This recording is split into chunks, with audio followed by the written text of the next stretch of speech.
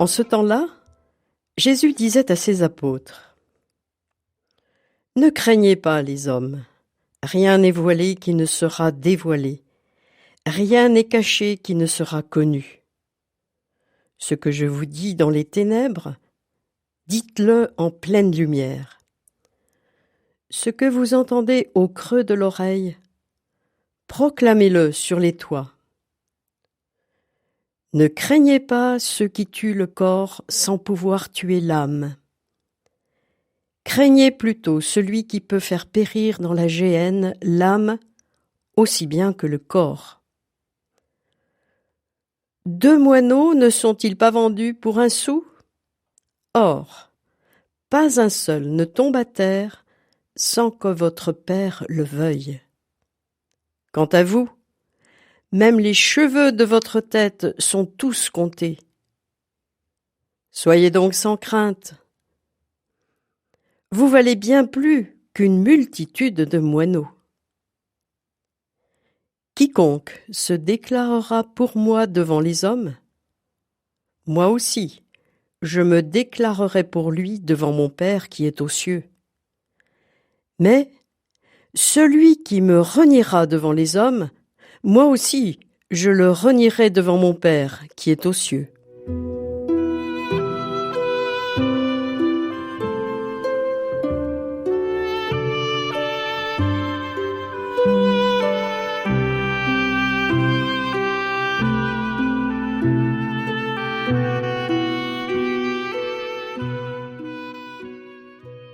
Chacun des textes de ce dimanche nous présente les difficultés et les risques auxquels sont confrontés ceux qui ont reçu la mission d'annoncer la parole de Dieu.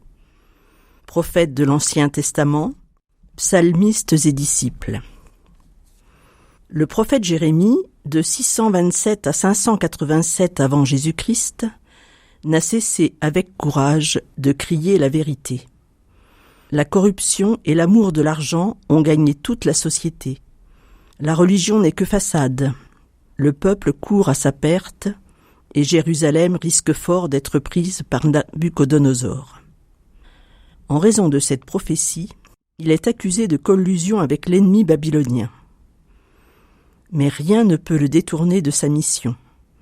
Il se sait trop faible pour cette vocation et met toute sa confiance uniquement en Dieu. Il appelle de toutes ses forces le triomphe de la vérité. L'amour de Dieu sera plus fort que tout.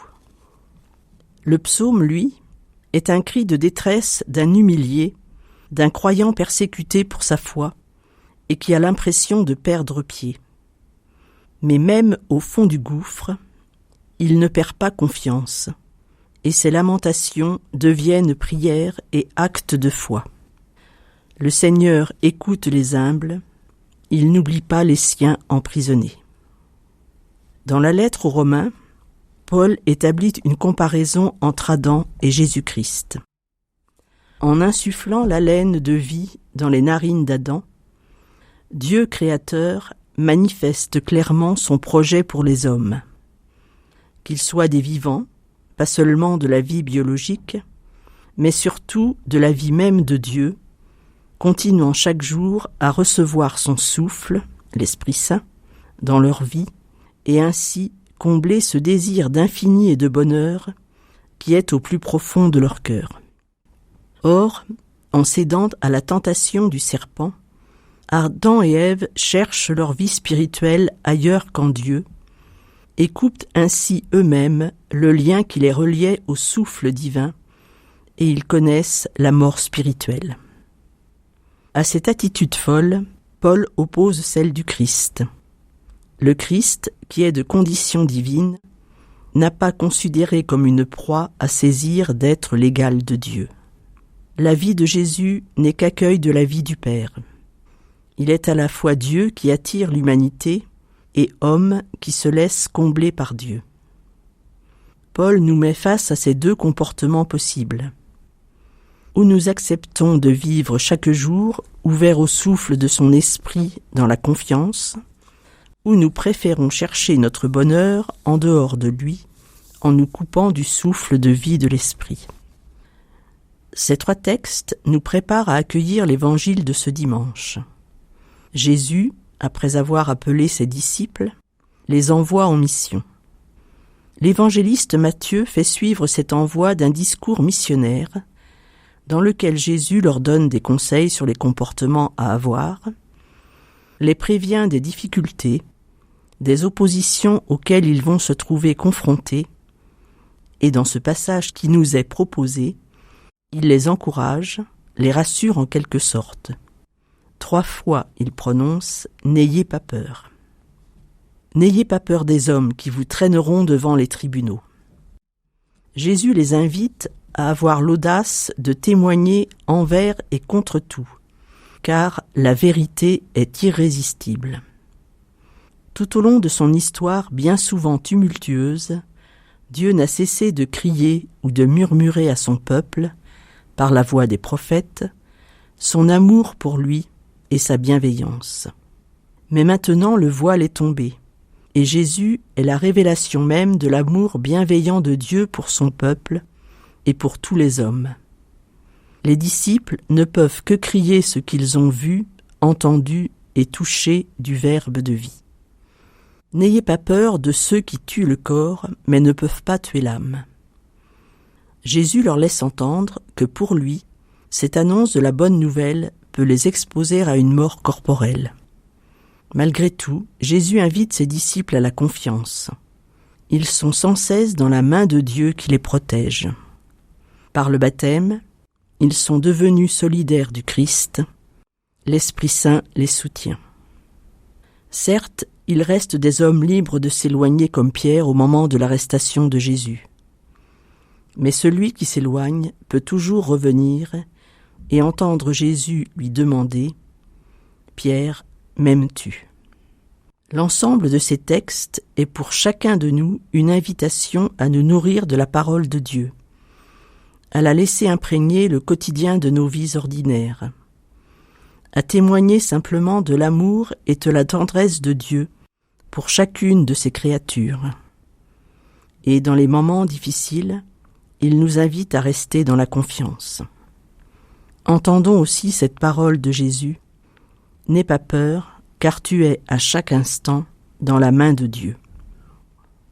Ces textes sont aussi une invitation à soutenir, par la prière ou en acte, nos frères et sœurs qui, à travers le monde, sont victimes de persécutions, contraints au silence.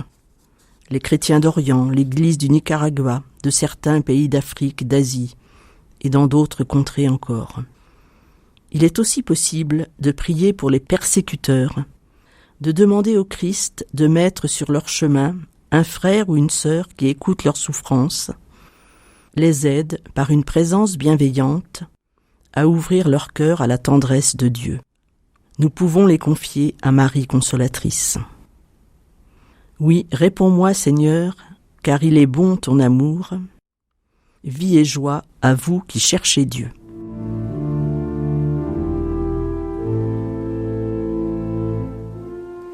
Dieu nous a fait pour toi, Seigneur, et notre cœur est sans repos, tant qu'il ne demeure en toi.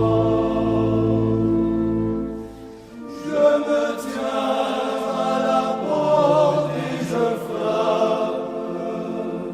Si tu m'ouvres ton cœur, je ferai chez toi ma demeure. Tu nous as fait pour toi, Seigneur, et notre cœur est sans repos, tant qu'il ne demeure en toi. Je